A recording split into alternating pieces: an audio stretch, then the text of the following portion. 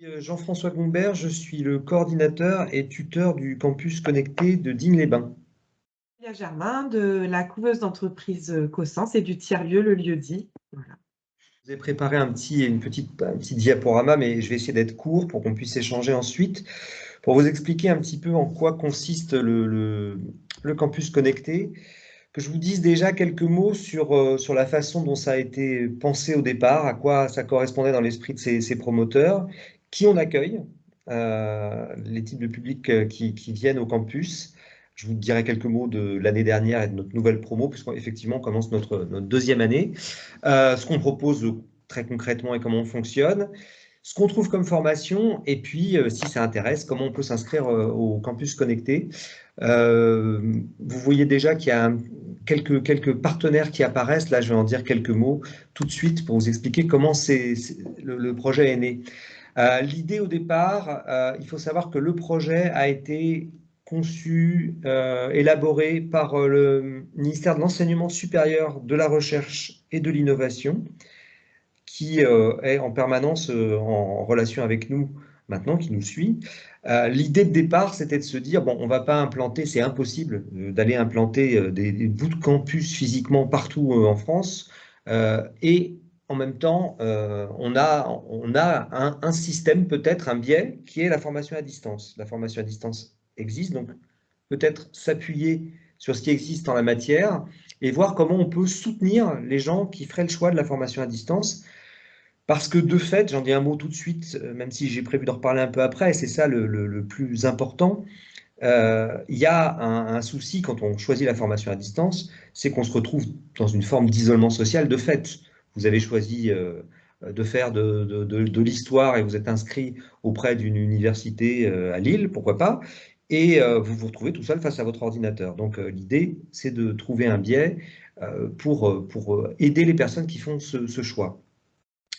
Ce qui est su aussi au départ, ce qui fait partie de la réflexion de départ, c'est que il y a l'idée de rapprocher l'université des territoires, elle est aussi liée au fait que ça a un coût de se déplacer, donc d'essayer de corriger l'inégalité des chances de fait qui se retrouve quand on arrive au niveau du bac. Et bien, quand on a le bac, je vais prendre ce cas-là, vous allez voir qu'il y a différents types de publics, mais on va prendre le cas le plus simple. Vous avez le bac, vous êtes à Digne-les-Bains, il y a un certain nombre de choses, hein. Vous pouvez suivre un certain nombre d'études supérieures, j'y reviendrai, il y a plusieurs composantes de l'université d'Aix-Marseille qui sont présentes à Digne, mais il n'empêche que c'est quand même relativement limité.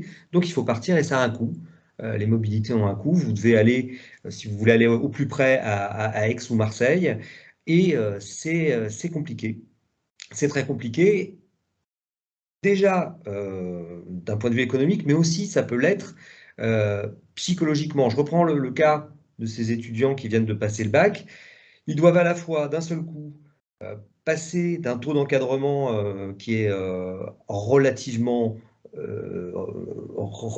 faible, c'est-à-dire qu'ils ont quand même du 1 pour, même si c'est trop, hein, mais 1 pour 40, ils sont en terminale à 35, 40, et puis ils se retrouvent à partir à la fac, et là ils peuvent être dans des amphis où on accueille 2000 personnes. Donc vous avez déjà ce premier saut, et puis le deuxième, c'est de partir de la ville où ils habitent à Digne et d'aller dans une grande ville. Alors de fait, malgré tout, je mets tout de suite un bémol. Moi, ce que je fais, c'est que la présentation que je vous fais là, je la fais dans les lycées de Digne notamment. Et la première question que je pose, c'est est-ce que vous connaissez la formation à distance? Est-ce que ça vous intéresse? Et deuxièmement, est-ce que vous envisageriez éventuellement de suivre une formation à distance? Et dans 90% des cas, et c'est tant mieux, on me dit mais non. Et je comprends très bien, les jeunes, quand ils peuvent, et nous, on est tout à fait favorable à ça, ils veulent partir, ils veulent socialiser, rencontrer des jeunes de leur âge. Ils ont été pas mal empêchés pendant la période du Covid, donc ils veulent partir. Ça, je le conçois totalement. Après, on y viendra tout à l'heure en détail, il y a tout un tas de publics niches, on va dire, qui sont concernés par le campus connecté. Et puis, il y a ceux qui veulent aussi, voilà, qui se disent, ah ben, je ne le savais pas, et puis ça peut m'intéresser. Mais il y a des gens pour lesquels, plus particulièrement, le campus connecté offre une solution. Donc, le campus, ça offre donc ça complète l'offre qui est disponible localement. Il faut savoir donc ici, quand même à Digne, il y a un institut de soins infirmiers, un IFSI, donc qui dépend d'Aix-Marseille Université. Il y a un INSPE, donc l'ancienne IUFM, la formation à professeur des écoles. Il y a également un IDBL, une école de préparation aux écoles d'art. Il y a bien évidemment aussi un IUT important, donc il y a déjà une certaine offre. Et puis dans les lycées, il y a aussi un certain nombre de BTS. Malgré tout, bon, ça demeure relativement limité. Donc, pour être un peu concret, qu'est-ce qui s'est décidé dans la tête des gens du ministère? C'est de dire, mais écoutez, si on mettait à disposition là je parle pour l'instant des personnes qui sont en formation initiale, mais des gens qui sont aussi en formation continue, je viendrai sur les publics accueillis, pour les gens qui choisissent en tout cas la formation à distance, un lieu, donc des ressources à la fois matérielles en mettant à disposition des locaux, des moyens avec un internet haut débit, avec des espaces de convivialité, etc. J'y reviendrai tout à l'heure. Et c'est la plus-value du système, quelqu'un qui serait là en permanence, qui aurait pour fonction de suivre de manière longitudinale tout au long de l'année les personnes qui font le choix de la formation à distance. Donc, l'idée, elle s'est concrétisée petit à petit. Là, je vous dis quelques mots quand même pour vous expliquer comment ça s'est passé. Moi, un jour, avant d'arriver ici, j'étais chargé de mission pour Aix-Marseille Université et on me donnait régulièrement des dossiers à étudier en me disant, est-ce que là, ça pourrait nous concerner ou pas? Bon. Et puis un jour est arrivé sur mon bureau le projet de Campus Connecté. En fait, c'est un programme d'investissement d'avenir du ministère. Et j'ai lu la chose et je me suis dit, mais c'est tout à fait pour nous, parce qu'en fait, il y avait 3 entrées de mémoire. C'était territoire rural, donc ça posait aucune question, on était dedans. Par rapport au type de la photographie générale, il y avait quartier politique de la ville, j'y reviendrai tout à l'heure. On est concerné aussi à Digne parce qu'il y a 2 quartiers politiques de la ville. Et puis il y avait cette approche tiers-lieu. Or, il faut savoir, même si c'est pas trop su, qu'à Digne-les-Bains, il y a plein de bouts de tiers-lieu. Il y a des jardins partagés, il y a une ressourcerie, il y a un projet d'espace culturel, le top, là, la reconversion de l'ancien cinéma, il y a Dignapolis, il y a beaucoup de choses, il y a beaucoup de choses qui ne sont pas trop en réseau, mais qui existent. Et donc l'esprit tiers-lieu, on était déjà dedans et surtout ça permettait de contacter facilement et de convaincre assez facilement les élus qui ont tout de suite dit « mais nous, ça nous intéresse beaucoup ». Donc, concrètement, comment ça se passe? Il faut savoir que le cahier des charges est arrivé, on a commencé à y travailler la veille du premier confinement. Donc ça, c'est pour dire que ça n'a pas été du tout conçu en relation avec le confinement. Et qu'au contraire, le confinement a causé un peu du tort à ce type de projet, parce que ce type de dispositif, il fonctionne, j'y viendrai tout à l'heure, sur un certain nombre d'innovations pédagogiques liées à la formation à distance, et pas du tout en relation à distance dégradée comme a pu l'être le travail en formation à distance. Quand les gamins se sont retrouvés du jour au lendemain à devoir faire l'école à la maison, ben on s'est débrouillé avec des bouts de ficelle, mais c'est pas ça l'idée. Donc ça a donné une mauvaise image. Ah ben si c'est ça, j'ai pas tellement envie de faire ça, de faire ce type de formation à distance. Aïe aïe aïe, c'est une catastrophe. Non, là on y viendra tout à l'heure, mais c'est quand même un peu plus encadré que ça.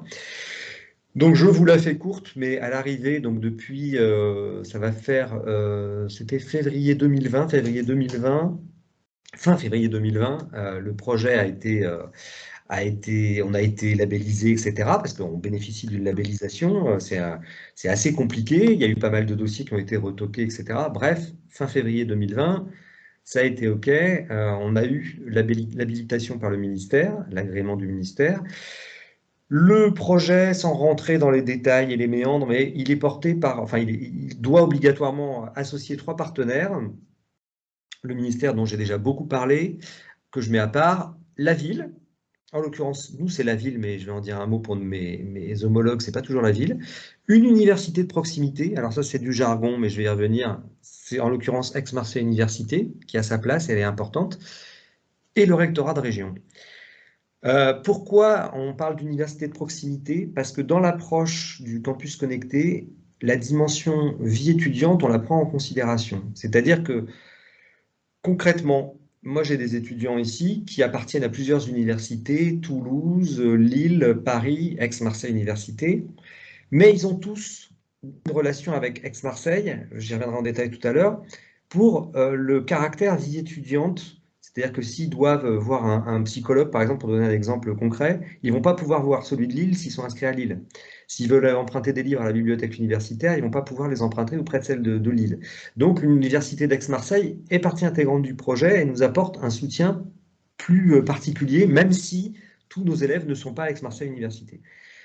À l'arrivée, et là les derniers viennent d'être labellisés, ça y est, les 3 vagues de labellisation ont eu lieu, il y a 89 campus qui ont ouvert à la rentrée, les tout derniers sortent de terre là, nous on a ouvert l'année dernière, mais il y en a certains qui n'ouvrent que là.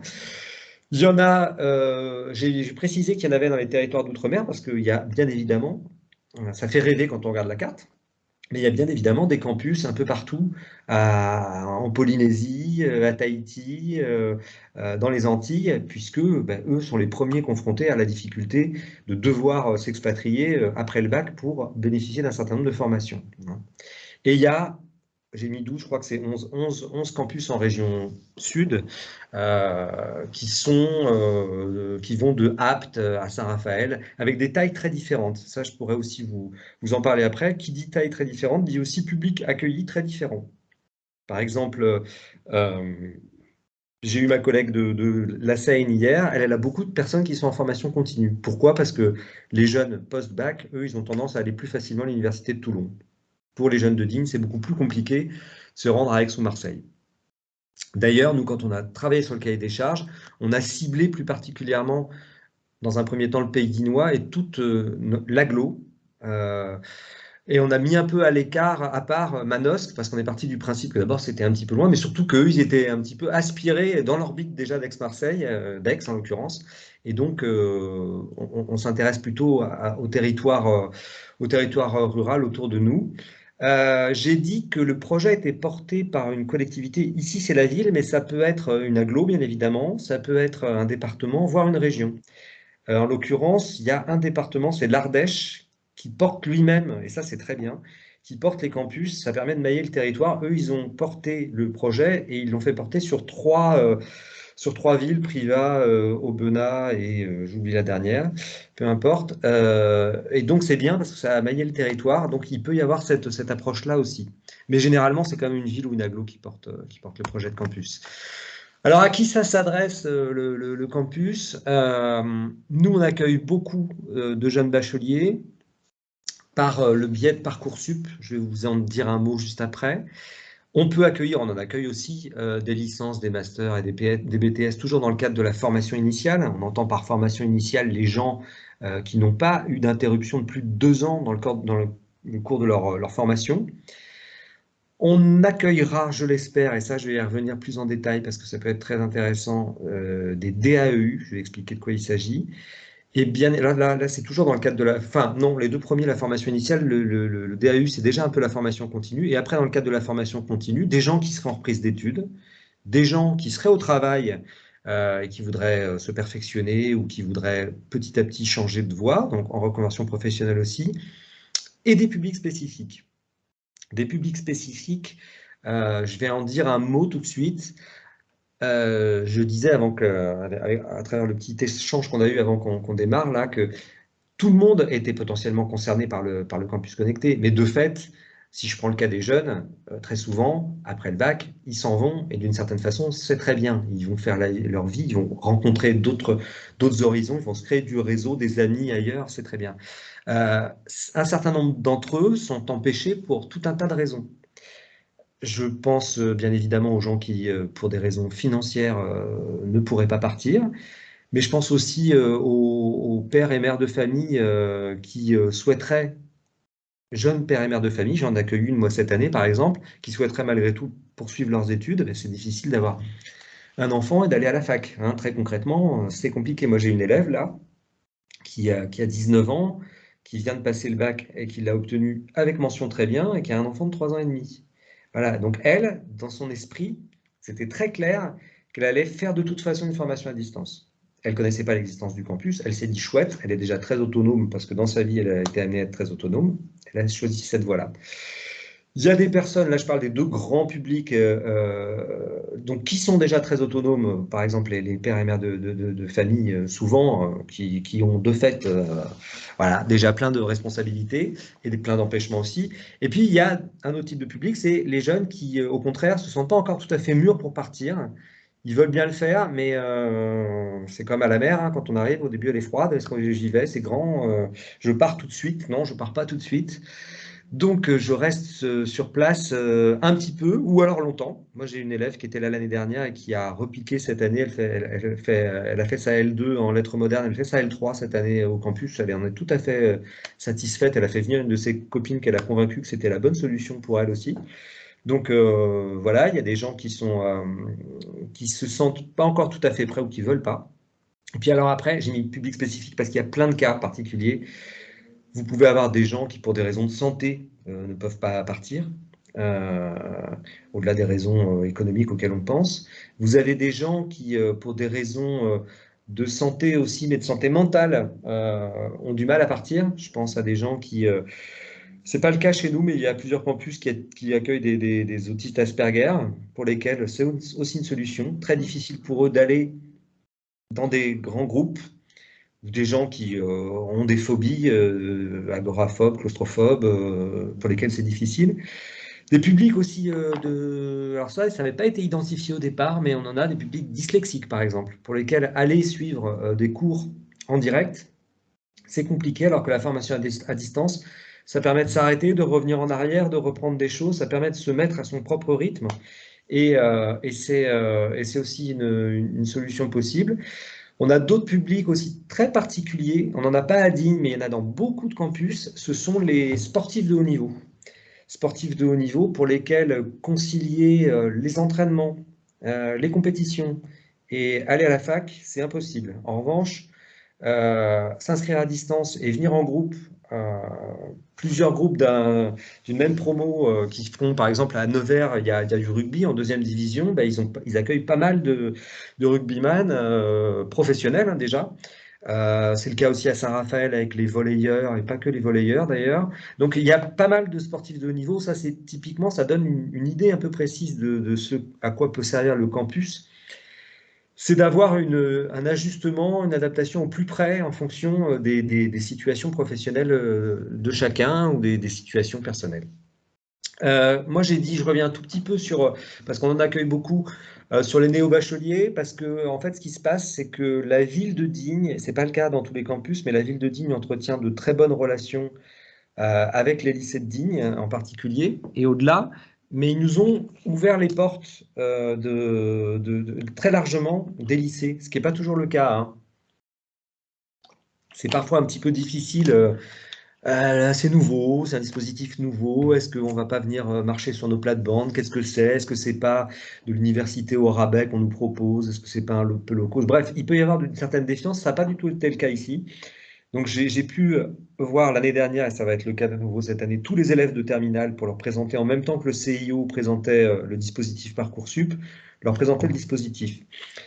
L'avantage, c'est que le campus est présent sur Parcoursup avec une bannière qui nous identifie. Donc si les gens choisissent une formation à distance, on leur dit, ah, vous avez la possibilité d'avoir accès à un type de dispositif particulier. Donc nous, à Digne, compte tenu de l'environnement géographique, et du fait qu'il faut parcourir pas mal de kilomètres pour réussir à accéder à Aix ou Marseille, on accueille beaucoup de néo-bacheliers, je dis beaucoup, c'est pas encore énorme, mais cette année on en a 10 qui sont presque tous en formation initiale à un titre ou à un autre. Ça va de la L1 à un doctorant qui a enseigné pendant des années à Paris en tant que chargé de TD, qui est revenu parce que ses parents sont très âgés ici. Donc voilà, ça fait un panel quand même assez large. Et on peut, en fonction des lieux, accueillir des jeunes qui sont aussi jeunes ou moins jeunes, qui sont en reprise d'études ou autres. Je dis un mot du DAU qui apparaît, la diplôme d'accès aux études universitaires. Ça concerne les jeunes qui ont interrompu leurs études avant le bac, quel que soit le niveau d'ailleurs, qui ont interrompu leurs études pendant plus de 2 ans et qui souhaiteraient reprendre des études. C'est une passerelle, sans passer le bac, une passerelle, il y a 2 DAU, A et B. A, c'est plutôt dominante littéraire, B, scientifique. qui sont extrêmement bien faits, qui sont faits en lien avec une douzaine d'universités en France, le DAU Sonate. Donc les cours sont très très bien faits et nous là on a des contacts. Alors c'est plus compliqué, par exemple c'est un type de public qui nous a contactés mais qui sont souvent restés sur un échec scolaire. Alors pour eux c'est parfois un souvenir un peu cuisant ou douloureux, donc ils se disent est-ce que vraiment je suis capable? Donc là ça vise particulièrement les quartiers politiques de la ville, mais ça veut dire qu'on accueille aussi des gens pas uniquement dans l'enseignement supérieur. Voilà. Il y a l'école de la deuxième chance qui vient de s'installer à Digne, là. On va essayer de voir avec eux s'ils n'ont pas des jeunes qui seraient intéressés par venir bénéficier du dispositif Campus Connecté. Je ne reviens pas en détail sur le reste, ça va un petit peu de soi. On peut aussi, à condition de suivre des études, vouloir suivre des études dans l'enseignement supérieur, eh ben, dans le cadre de la formation continue, en mobilisant son CPF ou en lien avec Pôle emploi, etc., avoir accès au campus connecté. Je précise par exemple que on est en lien avec la mission locale qui nous a identifiés comme un partenaire. Donc pour les DAU, par exemple, ils commencent à penser à nous. C'est un réflexe à avoir. Il faut qu'on prenne notre place dans l'écosystème local, quoi. Mais par exemple, avec Pôle emploi, ça vient. Avec la mission locale, c'est acquis. Avec les chambres des métiers, c'est beaucoup plus compliqué, mais c'est pas que moi, hein, c'est un peu partout. C'est une pierre dans leur jardin, mais c'est comme ça. Je poserai Oui. plein de questions après, mais là, celle-là, elle me paraît juste importante. Est-ce que tu peux définir le DAU Oui. qu'on peut apprendre à l'intérieur du DAU? Alors, le DAU, c'est un diplôme, en fait, c'est un tronc commun de plusieurs matières qui reprennent ce qu'on voit en première terminale. Donc, je vais prendre l'exemple du DAU littéraire. Il y a des matières obligatoires français et français, je crois, une langue. Voilà. Et après, on peut choisir un certain nombre de matières, histoire, géographie, philosophie, mais aussi des matières plus professionnalisantes, sciences de la santé, etc. Et donc là, on passe un équivalent de bac. Si ça vous intéresse, vous tapez DAU Sonate, vous verrez, c'est très bien fait. En fait, c'est les universités qui se chargent de faire, pour les jeunes qui ont abandonné avant le bac, de reprendre une formation niveau terminale, hein, première terminale, qui reprend tout un tas d'enseignements. Là, j'ai donné l'exemple pour français, pour le DAE littéraire, mais on a l'équivalent pour le scientifique. Donc ça permet d'avoir, une fois qu'on l'a obtenu, ça se passe semestriellement. Là, tous ceux que j'accueille, généralement, je les accueille à l'année, mais la préparation du DAE, normalement, il est semestriel. Il y a 2 sessions dans l'année, et ça permet aux jeunes, une fois qu'ils l'ont, de rentrer directement en première année de licence. Hein. C'est bon, c'est clair Parfait. Ouais. Ok. J'avance un petit peu, alors ouais, que je vous explique quand même concrètement, parce que c'est bien beau de dire on a à la disposition, on met à la disposition un campus, mais c'est quoi un campus, quoi? C'est quoi un campus? Donc nous, on a passé une convention avec l'INSPE. Il faut savoir que, en fait, pour expliquer quand même un peu où on est dans des très très grands locaux. En tout, on n'occupe pas du tout cet espace, hein. Nous, on occupe 120 mètres carrés à peu près, mais il y a 1200 mètres carrés dans l'espace où on se trouve. Ce sont des locaux qui appartiennent au département, qui les met à la disposition d'Aix-Marseille Université depuis des années, puisque c'est l'ancienne école normale de Digne. On se trouve dans des très beaux locaux, très proches du centre-ville. J'ai quelques photos, je crois, après pour vous montrer un petit peu si vous ne connaissez pas. Un peu vieillot, mais c'est pas. Enfin, les classes, c'est des salles de cours, hein, un peu vieillottes, mais quand même, voilà, qu'on a remis au goût du jour. Donc, de quoi on dispose concrètement au campus? On dispose de 2 salles dont pour l'instant on en utilise surtout une parce qu'on n'est pas très très nombreux, mais on en a 2 à notre disposition, qu'on a mis non pas en salle comme classiquement en rang, mais chacun s'est mis comme il voulait, au plus près des prises, etc. On dispose de ces 2 salles-là, mais on dispose également d'une salle où le matin prendre son petit déjeuner ou le midi déjeuner, c'est-à-dire qu'on a 2 micro-ondes et on a un frigo. Ça, c'est un espace qui est mutualisé avec les jeunes de l'INSPE, donc ça c'est un espace de restauration. Il faut savoir que les jeunes ont accès à la restauration universitaire qui se trouve au CFA. S'ils veulent, ils peuvent aussi aller manger là-bas. On a un espace de convivialité en bas qu'on partage aussi avec l'INSPE, où il y a un billard, où il y a un baby-foot, où il y a des poufs, où il y a une télé, parce que travailler c'est bien, mais on peut aussi se détendre un peu. On dispose d'un super parc devant devant l'endroit où on se trouve. Au beau jour, c'est très agréable d'aller y travailler, y manger, y réviser sans problème. C'est à 5 minutes à pied de la gare routière, donc c'est pas mal.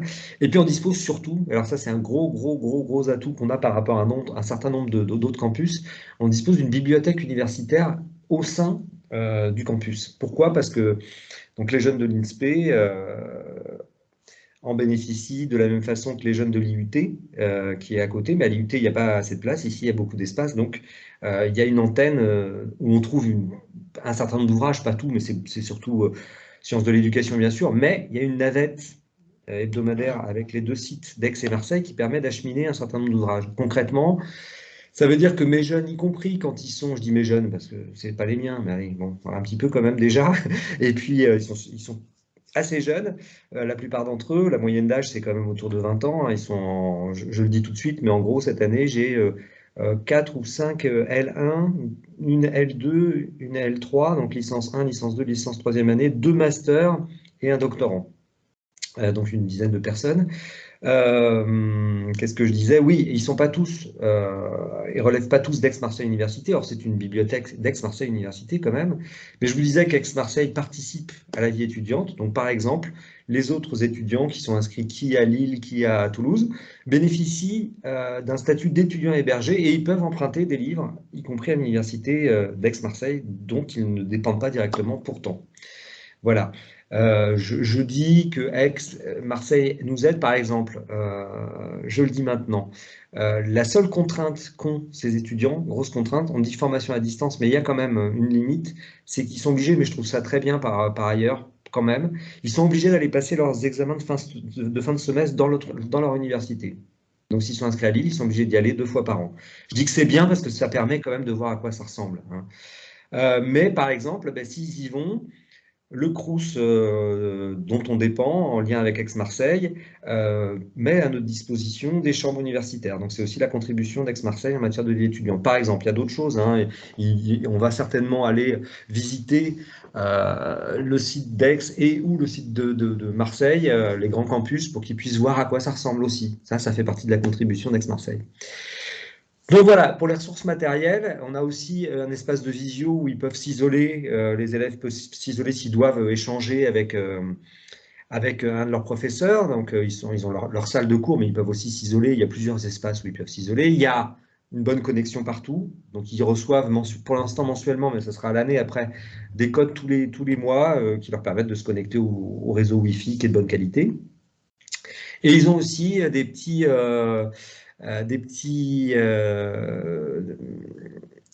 espaces de consigne où ils peuvent laisser leurs sacs, leurs affaires. On leur demande juste d'acheter un cadenas, mais ils ont des casiers pour eux à disposition. Donc ça, c'est tout le volet matériel.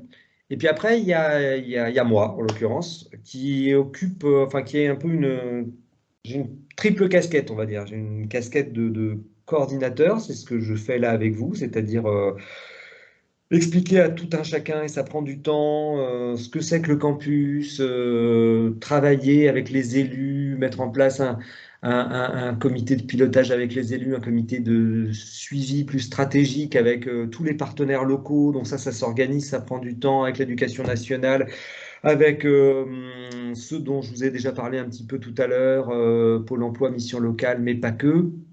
Donc on se réunit au moins 2-3 fois par an. Donc ça, c'est voilà, c'est le volet coordination. Aller dans les lycées dont je vous ai parlé tout à l'heure, aller à toutes les invitations qu'on m'offre ou que j'essaye d'obtenir pour aller présenter le dispositif. Donc ça, c'est le volet coordinateur. Le volet tuteur, ben, c'est le temps que je dédie à chacun. Ça, je vais y revenir un tout petit peu plus en détail. Et puis, il y a un volet d'animation aussi, parce qu'à partir du moment où ils sont une dizaine, l'année dernière, ils étaient que 5, donc c'était pas vraiment, on peut pas dire qu'on crée une communauté étudiante à 5, surtout qu'ils venaient pas au même moment. Mais là, à 10, oui, créer des temps de convivialité, des temps où on se rencontre. Demain, par exemple, à Digne, il y a la rallye étudiant, donc j'ai fait en sorte qu'ils inscrivent une équipe pour découvrir la ville, au même titre que les étudiants de l'IUT. C'est une super idée, hein, le rallye étudiant. C'est un étudiant de l'IUT qui est arrivé il y a quelques années, qui s'est dit, mais il y a d'autres composantes et on ne se voit jamais. Donc, c'est des petits jeux à travers la ville qui permettent de découvrir toutes les ressources de la ville, que ce soit en matière de contraception, le CCAS, les autres pôles universitaires. les autres, les autres axes du pôle de Digne.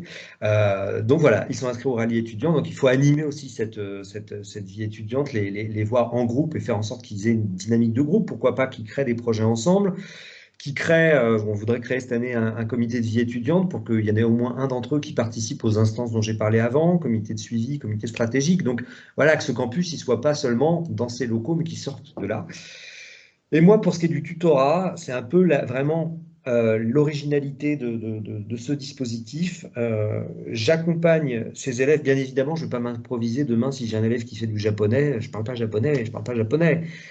Mais pour toutes les compétences transversales, c'est-à-dire à la fois comment on organise son planning de l'année, comment on gère le stress à la veille des examens, comment on prend des notes, comment on prend la parole à l'oral, comment on travaille en groupe. Il y a plein de compétences qui sont transversales comme ça. Donc ça, je peux voir ça avec eux. Et puis, de la motivation. De la motivation, moi, je les vois en moyenne 1 heure par semaine. Enfin, je dis en moyenne parce qu'il y en a plus, il y en a moins, ils ont plus ou moins besoin de moi. Je vous ai dit tout à l'heure qu'il y avait 2 entrées, des très autonomes, des moins autonomes. Hein.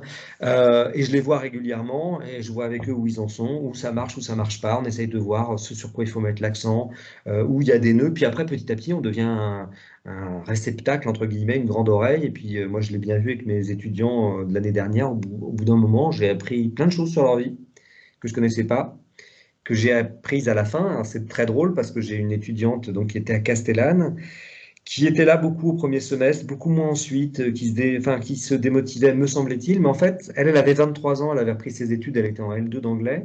Mais ce qu'elle m'avait pas expliqué, qu'elle m'a expliqué en cours d'année, c'est qu'elle avait été danseuse à un niveau assez important et qu'à 23 ans, voilà, à la fin du premier semestre, elle s'est dit, c'est pas anglais que je veux faire, je voudrais rentrer dans une école de danse, mais je vais pas y arriver. Donc on a rebossé ça avec elle, et puis elle a présenté 10 écoles, enfin elle avait prévu de présenter 10 auditions et 10 présentations. Elle est allée à Toulouse, elle a été prise directement parce que c'était le profil qui cherchait justement quelqu'un qui avait déjà du vécu, etc. Donc le campus, ça lui a servi de lieu pour s'orienter professionnellement. Donc on sert aussi à ça. On accueille des jeunes qui ne savent pas forcément, on les oriente vers les bons endroits de la ville, que ce soit on a une maison des jeunes et des étudiants avec laquelle on travaille, qui peut leur donner tout un tas d'infos s'ils veulent se loger, etc. Le CIO, d'autres. Donc on les oriente aussi. Donc ça fait partie de la fonction de tuteur. Alors, ici, on a des horaires très adaptés en fonction de chacun. Comment ça se passe concrètement? On leur demande, le ministère a mis en place un contrat d'accueil et d'accompagnement. On contractualise, hein, je ne reçois pas les gens au fil de l'eau. Il faut obligatoirement qu'ils soient en formation à distance dans l'enseignement supérieur. Ça, c'est obligatoire. Pour l'instant, c'est un peu limitatif, mais c'est bien évidemment le ministère de l'enseignement supérieur qui est à l'origine de la chose. Et donc, on contractualise avec eux. Donc, il faut qu'ils soient inscrits dans l'enseignement supérieur, public à 70%, et on peut accueillir jusqu'à 30% de privé. Je donne un exemple. L'année dernière, j'ai reçu une personne qui finalement n'a pas souhaité s'inscrire là-dedans, mais qui cherchait une formation très pointue qui était design mention objet.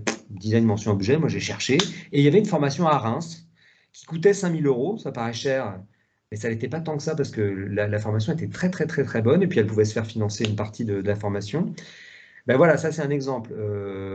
Elle aurait eu, si elle avait, je ne sais pas ce qu'elle a fait finalement, ça se trouve elle est partie la suivre en présence, mais elle aurait pu très bien la suivre à distance. Et donc nous on a comme ça un cadre qui nous est donné, donc on doit faire signer un contrat d'accueil et d'accompagnement, on doit accueillir les jeunes a priori au moins 12 heures par semaine.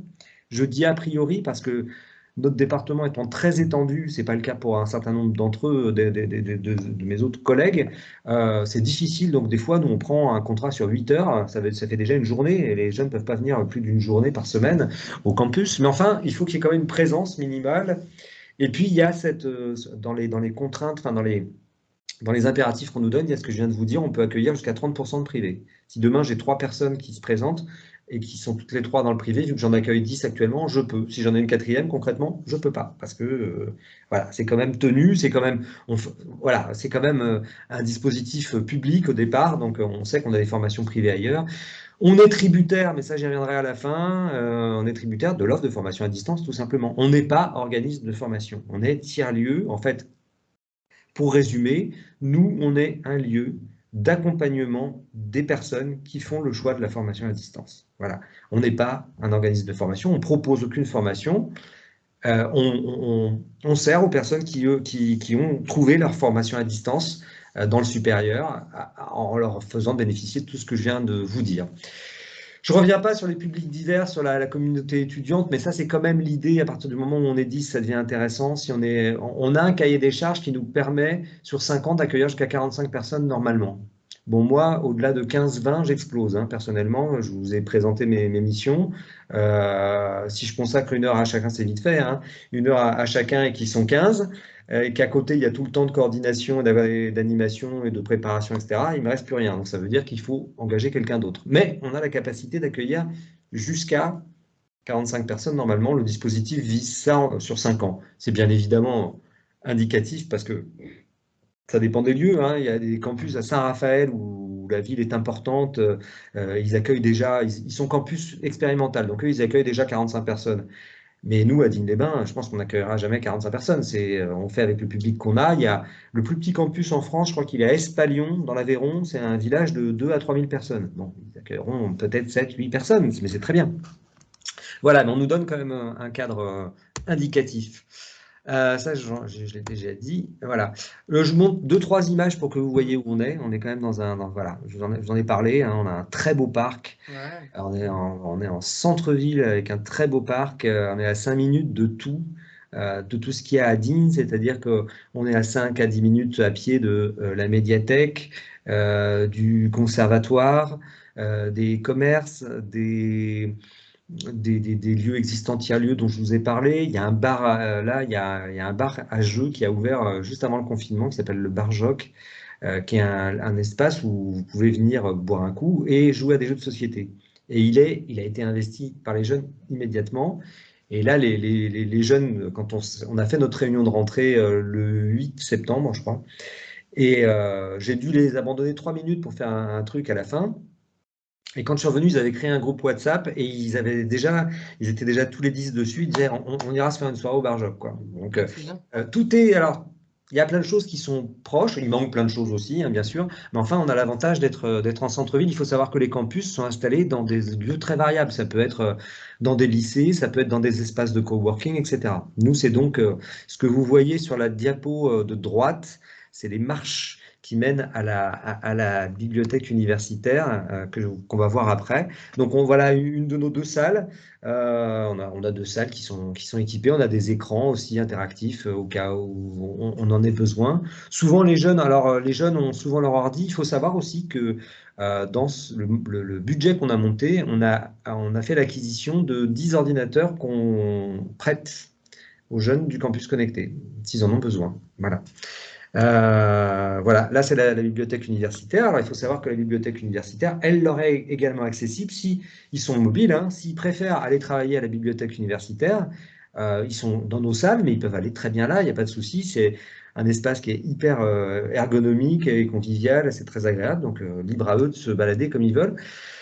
Il n'y a pas de feuille de présence. Moi, je fais avec eux des plannings. En gros, pratiquement, comment ça se passe. Tous les mois, on voit et on ajuste leur présence pour savoir s'ils viennent plutôt le matin, plutôt l'après-midi. C'est plutôt des données qui sont destinées au ministère pour savoir voilà, s'ils ont besoin, savoir si les campus sont fréquentés plutôt matin, après-midi, etc. La vie étudiante, je vais laisser un peu de temps au débat, je n'y reviens pas en détail, mais à quoi participe l'université de proximité. Je vous ai dit, ici il y a une maison des jeunes et des étudiants, c'est un service paramunicipal aussi, donc on peut s'appuyer sur eux sur plein de choses. Sur Aix-Marseille Université aussi, je vous ai parlé du rallye étudiant par exemple, ça rentre dans le cadre de la vie étudiante. Et Aix-Marseille intervient pour toutes les questions qu'on trouve quand on est étudiant, de demande d'hébergement, d'aide financière, d'accès aux activités de loisirs. Alors en lien avec la MJE, s'ils veulent demain monter une association, il y a des créneaux ici qui sont disponibles. Il y a des créneaux qui sont disponibles aussi via l'IUT qui dispose de créneaux avec ses étudiants, donc ils peuvent bénéficier de ça. Ils ont des tarifs préférentiels comme tout. Ils ont une carte d'étudiant, donc ils ont des tarifs préférentiels pour aller au cinéma, pour aller à la piscine, etc. Alors, comment on s'inscrit cette présentation-là, elle est plus destinée à ce que je vous ai dit tout à l'heure, aux jeunes qui sont Parcoursup. Parcoursup, ça nous donne énormément de visibilité, mais on a un site internet qui permet de trouver les différentes plateformes où sont répertoriées toutes les offres de formation à distance qui existent. Là, c'est Parcoursup, mais il y en a plein, en fait. On ira peut-être faire un tour sur le site tout à l'heure, où vous irez voir, hein. L'offre, elle est répertoriée. Alors, nous, on est tributaire de l'offre. Si demain, vous voulez faire de l'anglais ou de la psychologie à distance, c'est possible. C'est possible avec un nombre de places limité. Malgré tout, Parcoursup, c'est pas parce qu'on est à distance que le nombre de places est illimité. Pas du tout. Donc, on est tributaire du nombre de places et puis on est tributaire des formations qui sont offertes. Il y a des choses qui sont un peu spécialisées et qui ne figurent pas encore trop, enfin, qui ne bénéficient pas d'une offre en ligne à distance. Donc ça va s'étoffer, on voit bien que ça se développe petit à petit, mais tout n'est pas accessible encore. Nous, on est bien évidemment tributaire de ce qui existe. Après, il y a une autre limite aussi, c'est que les universités sont autonomes et chacune a sa façon d'enseigner à distance. Et elles sont plus ou moins à la pointe de l'enseignement à distance. Je vais donner délivrer un bon point, je ne donnerai pas de mauvais point, mais Strasbourg, par exemple, fait énormément d'efforts pour les étudiants qui font de la formation à distance, met à leur disposition un environnement de travail particulier, met à disposition des innovations pédagogiques, etc. Donc ça aussi, d'une université à l'autre, c'est variable, hein. Il y a des choses qui ressemblent encore un peu au CNED, hein, mais à l'écran, et puis il y a des choses qui sont beaucoup plus riches, hein. Voilà, on a une page Facebook, on a un site sur lequel on peut aller voir et où on trouve notamment ce que j'ai dit, c'est-à-dire toute l'offre de formation que ce soit en formation initiale ou en formation continue. Et pour l'instant, je vais m'arrêter là. Vous avez mon contact, mon numéro de téléphone, mon mail, vous n'hésitez pas à me joindre. Moi, ce que je fais souvent quand je vais voir les jeunes dans les lycées, c'est que je leur dis, même si vous n'êtes pas intéressés, venez voir à quoi ça ressemble pour que vous compreniez. Voilà. Donc voilà, à votre disposition. Et maintenant, j'écoute vos questions. Alors moi, j'en ai quelques-unes. J'ai juste la première là qui me vient parce qu'on parlait de l'offre. Donc l'offre, on peut la trouver sur le site internet, j'ai bien compris. En revanche, même si on ne trouve pas d'offre qui correspond à notre formation sur ce panel déjà proposé, on peut faire la demande quand même. On peut faire la demande et vous allez rechercher si par hasard il n'existe pas une formation qui propose un Alors, oui et non. Nous, on essaye quand même on n'est pas trop le volet orientation. On le fait, hein, mais l'idée, c'est quand même d'autonomiser les personnes. Donc, on ne va pas le faire à leur place. On peut leur donner 2-3 indices. Déjà, sur la plateforme, sur notre site, on trouve les différentes plateformes. Donc, il faut un peu, c'est pas la foire fouille, mais enfin, il faut un peu chercher. On n'est pas là. C'est plus la mission locale pour certains, pour les plus jeunes qui les accompagnent aussi, notamment pour les financements aussi, parce qu'il y a aussi ces problèmes-là. Avoir trouvé sa formation, c'est une chose, mais se la faire financer, parfois, c'est compliqué. On leur explique les grands principes, mais c'est vrai qu'on n'a pas trop cette mission-là. C'est pas la nôtre. Est-ce que ça marche pour la formation continue, la formation des adultes? Ça marche pour la formation continue, bien évidemment. Ça marche aussi pour la VAE, par exemple. Je vous ai dit que Aix-Marseille était notre université de proximité. Eux, s'il y a une validation des acquis professionnels à faire, des acquis d'expérience, ça peut se faire avec eux. C'est-à-dire qu'il y a un tuteur chez eux. Nous, on peut les accueillir ici. Ça s'y prête très bien en plus parce qu'ils n'ont pas besoin d'aller beaucoup en cours. Il y a très peu de cours. C'est du travail personnel. Donc oui, tout à fait. Alors on a... Merci. Au plaisir. Et on espère trouver réussir à amener l'information à ceux qui ne l'ont pas et qui en ont besoin, quoi, parce que c'est l'objectif. Les gens qui en ont besoin, à qui ça peut correspondre, on sait qu'ils existent. Maintenant, comment leur amener cette information, voilà. Donc, on est ravis de pouvoir participer à la diffusion de ce projet. C'est très gentil. Et à très bientôt parce qu'on a plein de choses à faire ensemble. À très bientôt.